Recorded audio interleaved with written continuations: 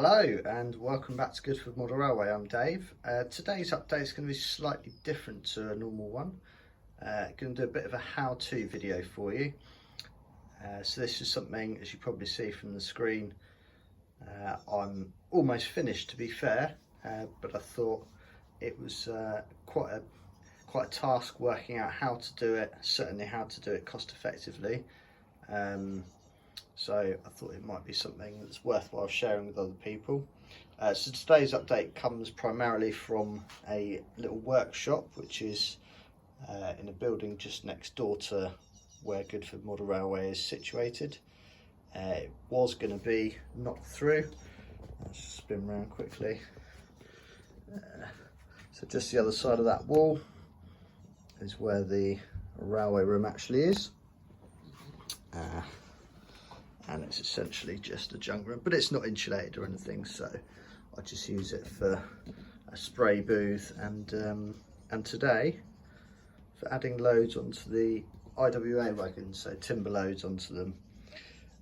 Now, some of you may be aware or have seen that there are companies out there selling the loads, the sticks, but I think the cost I worked out to get enough to do 10 wagons would be about £300.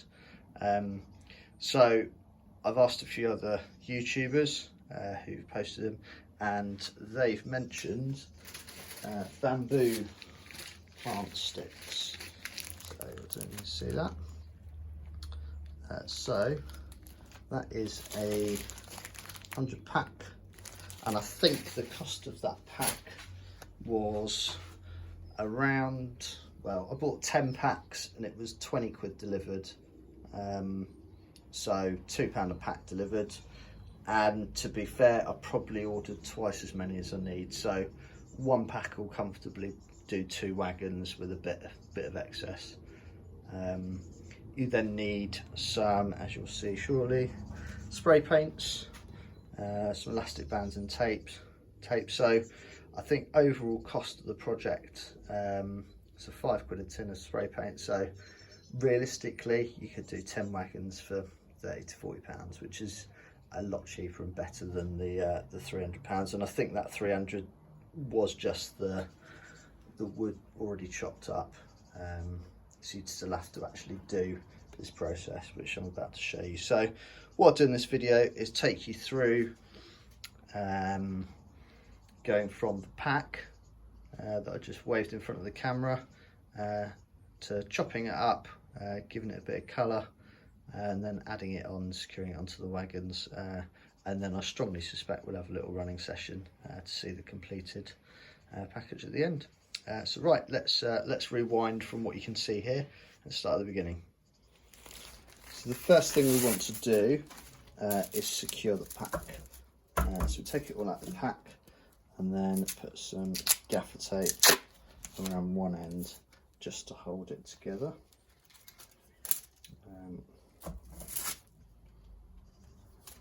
Things never go as they would or feel like they would when you're not filming. It doesn't have to be that accurate, but you do want to try and keep them quite straight.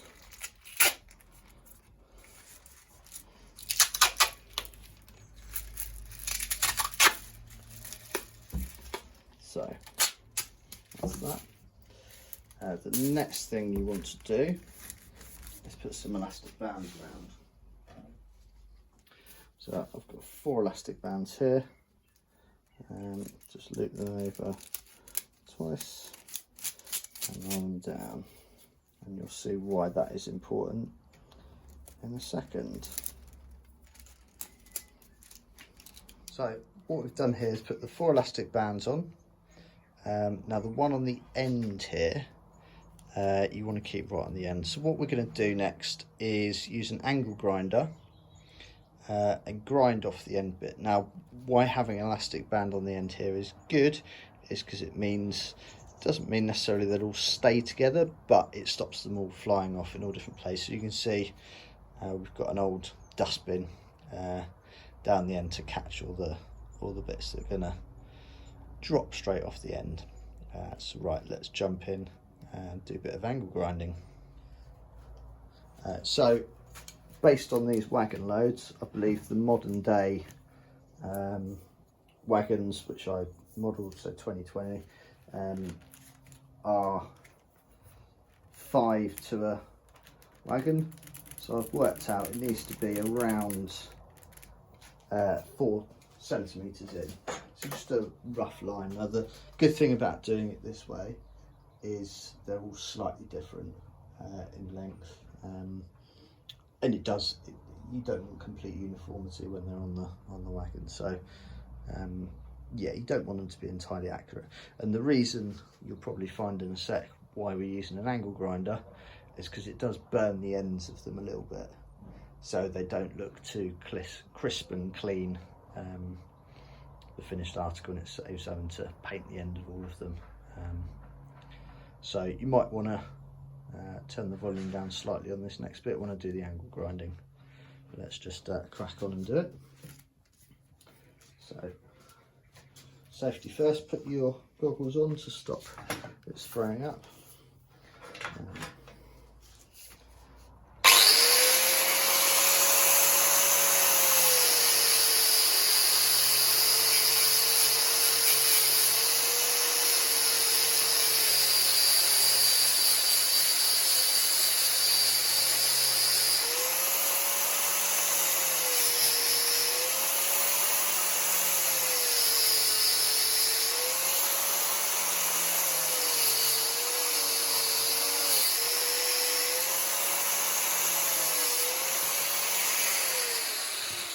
See on the end there, slightly burnt on the ends compared to the raw end. So I'll just plough through and finish off, marking off 4 centimetres all the way along.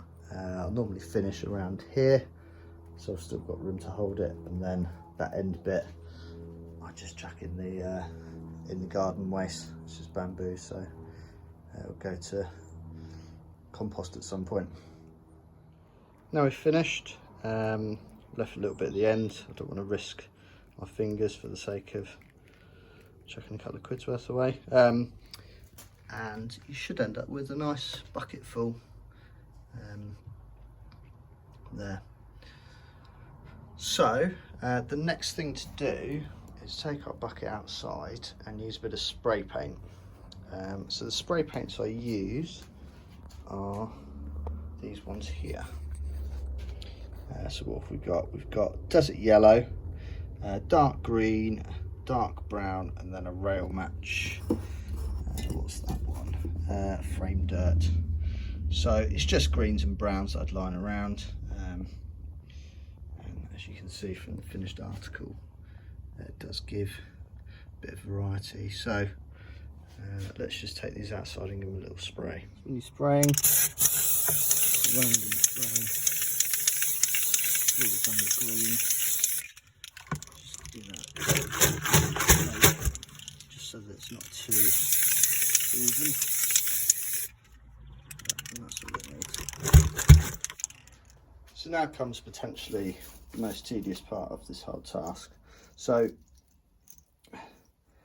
you want to build up little stacks. So what I find is if I build up a little handful and then start my middle stack there, because you don't want them perpendicular, you need them all to be relatively in line. So I'll just build up little handfuls and then start putting them in position. You don't obviously want them to be entirely perfect, but once you've got a small stack, put them into the wagon. Now I probably should have mentioned before starting this bit, the wagons themselves, I have taken the wheels off, and you'll see why later on, and have given them a light coat of weathering. I'll be honest, I'm a bit scared of using the airbrush still, and so I have just given them a quick dusting with a bit of spray paint. But having said that, the real ones appear to have quite a steady coat of weathering on them, so I might go back to them, give them a little bit more detail, but they have had a bit of weathering done to them before doing all this, and obviously that all dried a week or so back. So yeah, it's just now a case of building up these little clumps and then adding them on. As you work down the wagon. So I will pause the video there, I think, because it's probably quite tedious watching me do the whole wagon. As if by magic, Blue Peter quote, here's one I made earlier. So this is the wagon you saw behind in the last shot. I haven't actually done the next stage of it yet. So this is literally just water, just plain tap water. So we give that a good dousing, tap water, just to, I mean, we're using the similar method as what you would use with ballasting.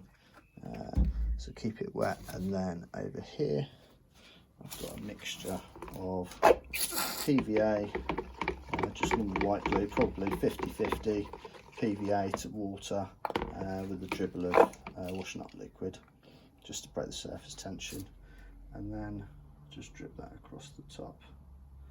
Now, I mentioned on the last little chapter the reason for taking the bogies off is probably now quite clear, because you don't want to get loads of glue inside the bogie mechanism.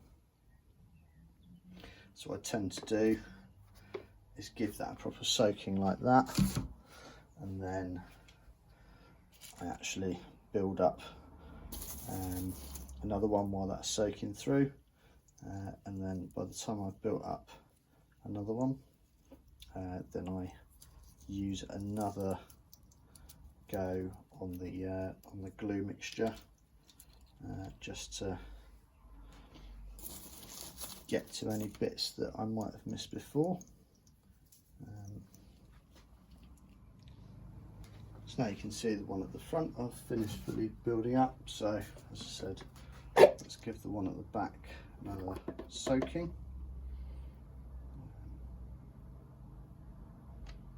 If you use too much of this stuff, it's quite easy to peel off with the wagon afterwards. And it should just soak in, because they are just thin bits of wood, so they should stay together quite easily. Have to say, there's two other wagons that are complete on the railway at the moment, and this is number 7 I'm soaking now, and number 8 is down there, so there's only a couple more to go. It does take a while, but it's I think the result's definitely worth it. So now that's soaked, what we'll do is put a bit of kitchen towel underneath, trying to get some of the stuff off the actual wagon itself. I think I'm going to go slightly out of shot here, but I'll just pop it over with the rack of the other ones. So there we can see we've got 5 there already soaked. There's 2 done next door, and there's 1 ready to be soaked, and just 2 more wagons to go. So the last thing that we're going to do with these wagons before letting it all dry and then doing a running session in a couple of days is the final touch. You can see here we've added a flashing tail lamp. So it's the one from Train Tech. This is one of the wagons I mentioned that I'd done before, so I can't show you the how to, but essentially what I've done is, after this wagon had dried, I levered out one of the loads, and essentially drilled 2 holes to pop the wires through, and then the actual Train Tech module AL1 modern flashing light is stuck down with black tack, and then you just need to give the red tail lamp a a bit of white. I use the acrylic pens, white pens, and just paint over that. And then the actual end bit here, so what I've done, just stuck a few, this I actually stuck together with, I think it was the rocket car glue, and I did the side, so single side with some paper as backing, and then just built it up, and then chopped off a load of end bits, a bit of cardboard down there, and then just stuck on the end bits. It's not perfect by any stretch of the imagination, but as you saw when it was on the wagon, just slot straight on. Yeah, you can almost see the wires through the gap, but only if you're looking for them. So yeah, that's the flashing tail lamp, obviously for the M1, and then added the detailing that comes. So if you can see, because of the light, the detailing that comes with the pack, and that's it.